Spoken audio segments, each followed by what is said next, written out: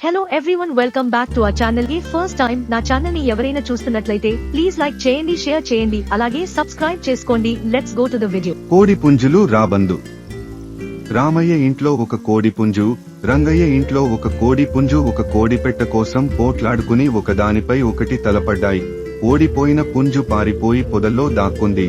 గెలిచిన కోడి పుంజు గెలిచిన గర్వంతో ఒక పూరిల్లు ఎక్కి బిగ్గరగా కోక్కరోకో అని అరవసాగింది.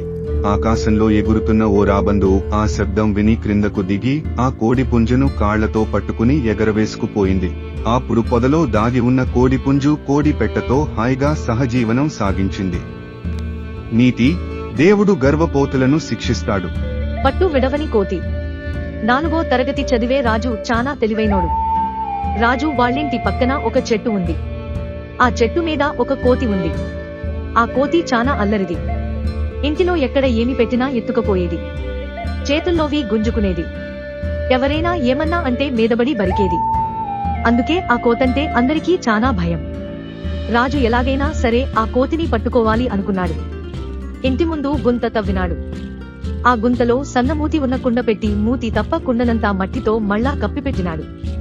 కుండలో బఠానీ గింజలు వేసినాడు. కోతి బఠానీ గింజలు చూసి ఉరుక్కుంటూ కుండ కాడికి వచ్చింది. కుండలోనికి చేయి పెట్టి బఠానీలు పట్టుకొని పైకి లాగింది. చేయి సన్నగా ఉంటాది గాని బఠానీలు పట్టుకొని పిడికిలి బిగించితే లావుగా అయిపోతాది గదా. దాంతో ఆ కోతి చేయి కుండ సన్నమూతి నుండి బయటకు రాలేదు.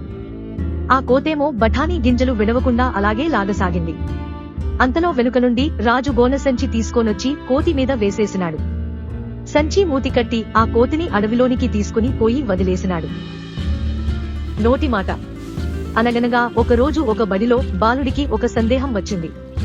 అతని గురువుని వెళ్లి అడిగాడు, గురువుగారు, ఎక్కువ మాట్లాడితే మంచిదా, తక్కువ మాట్లాడితే మంచిదా? గురువుగారు చిరునవ్వుతో ఈ జవాబు చెప్పారు. కప్పకూత రాత్రిపగలు వినిపిస్తూనే ఉంటుంది, అయినా దాన్ని ఎవరూ పట్టించుకోరు. కాని కోడి ఒక్కసారి కూస్తే ఊరంతా నిద్రలేస్తుంది. దీనివల్ల అర్థమయ్యేది ఏమిటంటే ఎక్కువ మాట్లాడి ప్రయోజనం లేదు. మాట్లాడేది ఒక మాటే అయినా అది సరైన సమయంలో మాట్లాడితే అందరూ వింటారు. సందేహం తీరిన కుర్రవాడు సంతోషంగా వెళ్ళాడు. ఈ వీడియో మీకు నచ్చినట్లయితే ప్లీజ్ లైక్ చేయండి, షేర్ చేయండి, అలాగే సబ్స్క్రైబ్ చేసుకోండి. Thank you for watching.